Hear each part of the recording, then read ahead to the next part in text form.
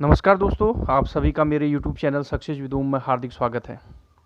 दोस्तों, आज हिंदी विषय को लेकर हम चलते हैं और हिंदी विषय में जो हमारा मुख्य टॉपिक रहेगा हिंदी भाषा का विकास। तो दोस्तों, जैसा कि मैंने थंबनेल में एक प्रश्न पूछा था कि वो कौन सा वर्ष था जिस वर्ष से हमारे देश के लोग हिंदी भाषा को बोलना या हिंदी बोलना प्रारंभ कर चुके थे। ठीक है, यानी उन्हें हिंदी भाषा बोलनी प्रारंभ कर दी थी। तो इसका उत्तर मैं आपको बताता हूँ। इसका उत्तर है यानी 1000 ईस्वी, यानी 1000 ईस्वी में हिंदी अस्तित्व भारत में अस्तित्व में आई और आम जनता हिंदी को बोलना प्रारंभ कर चुकी थी। तो इससे पहले हमारे देश में कौन सी भाषा थी? और वर्तमान में तो आप जानते ही हिंदी है ना, लेकिन 1000 ईस्वी में जो हिंदी थी वो प्राचीन हिंदी थी, लेकिन आज जो है आधुनिक हिंदी है।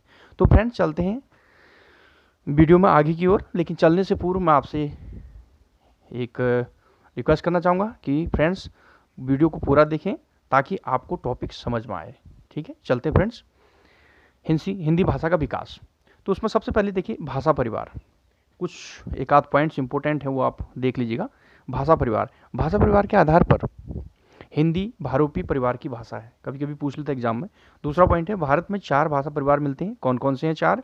भारोपी, द्रविड़, आस्ट्रिक व चीनी तिब्बती, जिसमें भारोपी परिवार बोलने वालों के प्रतिशत के आधार पर सबसे बड़ा भाषा परिवार है। यानी भारोपी सबसे ज़्यादा बोलते हैं 73%, दूसरे क्रम में द्रविड़ 25%, तीसरे क्रम में आस्ट्रिक 1.3%, चौथे क्रम में चीनी 0.7%। तो फ्रेंड्स फिर चलते हैं आपका, आप देख रहे हैं भारतीय आर्य भाषा का काल विभाजन। ठीक है, इसके बारे में जानकारी। भारतीय आर्य भाषा का काल विभाजन। ठीक है, तो काल विभाजन की बात करें तो पहला 1500 ईस्वी पूर्व से लेकर 500 ईस्वी पूर्व। ठीक है, यानी इस समय जो भाषा थी भारत में, भारत की आम जनता जो भाषा का प्रयोग करती थी वो प्राचीन आर्य भाषा थी। इसके तहत वैदिक संस्कृत का प्रयोग करती थी, लौकिक संस्कृत का प्रयोग करती थी। ठीक है, दूसरे में आप देख रहे होंगे 500 ईसा पूर्व से लेके 1000 ईसा पूर्व, 1000 ईस्वी। आप देखिए यहाँ पे ईसा पूर्व नहीं ईस्वी है, ध्यान दीजिएगा, ये इंपॉर्टेंट है। यानी कि 500 ईसा पूर्व से लेके 1000 ईस्वी के बीच में मध्यकालीन आर्य भाषा थी। इसमें 3 भाषा यहाँ पर विकसित हुई, पाली भाषा, प्राकृत भाषा, अपभ्रंश भाषा। इसका विस्तार मैं आपको नीचे बताऊंगा।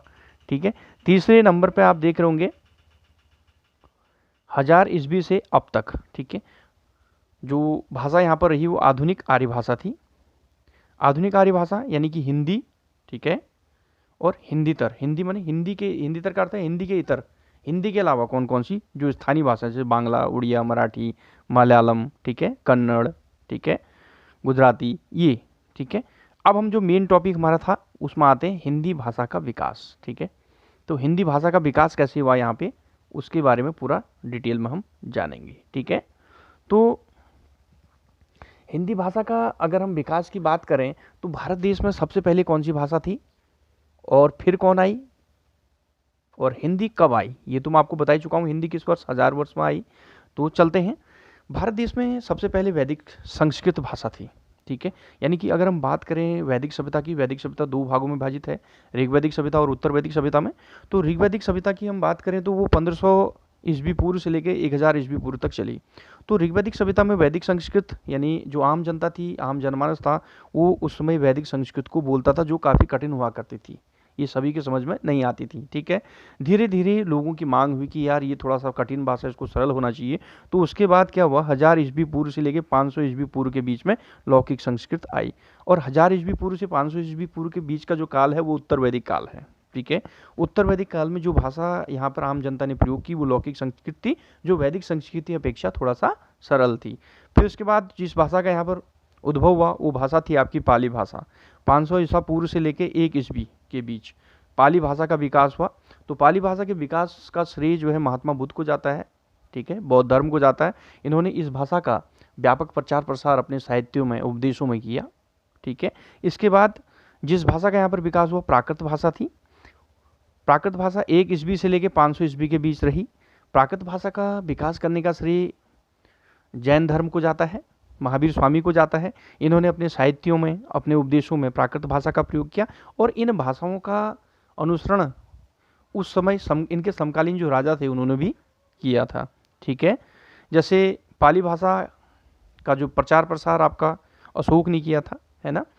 तो ये जो पाली और प्राकृत भाषा थी ये लौकिक और वैदिक संस्कृति अपेक्षा सरल थी, ठीक है। धीरे धीरे आम जनता कह रही थी कि हमें सरल भाषा चाहिए भाई, जिससे हम आपका विचारों का जो है विनिमय कर सकें, ठीक है, आदान प्रदान जो है सरल भाषा में जो हमारे समझ में आ जाए।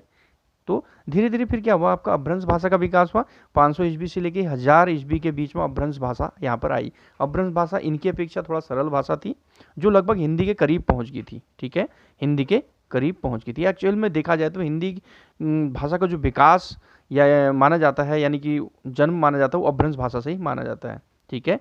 लेकिन हिंदी की जननी जो है वो संस्कृत भाषा को माना जाता है। जननी माने माता, हिंदी की माता संस्कृत भाषा का माना जाता है। और विकास किससे माना जाता है, वो यानी अपभ्रंश भाषा से, ठीक है। अपभ्रंश भाषा के बाद जो भाषा यहाँ पर कुछ समय के लिए रही, अवहट्ट भाषा 900 से लेकर 1000 ईस्वी के बीच में, जिसे संक्रमणकालीन भाषा या संक्रांतिकालीन भाषा भी कहते हैं। संक्रमण जो होता है बहुत कम समय के लिए होता है, इन्फेक्शन जो होता है बहुत कम समय के लिए होता है। तो यानी कि यहाँ पर एक बहुत कम समय तक रही, इसलिए अवहट्ट भाषा को ये नामों से भी जाना जाता है।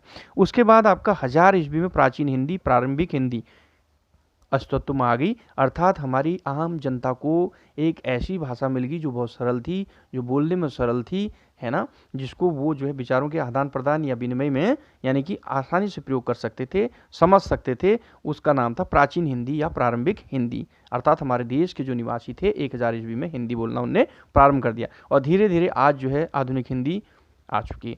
तो फ्रेंड्स, ये था हिंदी भाषा और हिंदी भाषा का विकास। तो फ्रेंड्स, अगर आपको मेरा वीडियो अच्छा लगा तो प्लीज़ सब्सक्राइब कीजिएगा, लाइक कीजिएगा एंड शेयर कीजिएगा, और कमेंट्स बॉक्स में बताइएगा कि आपको मेरा वीडियो कैसा लगा, और बेल को भी प्रेस कर दीजिएगा ताकि आपको नोटिफिकेशन समय पर प्राप्त हो सके। तो थैंक यू फ्रेंड्स।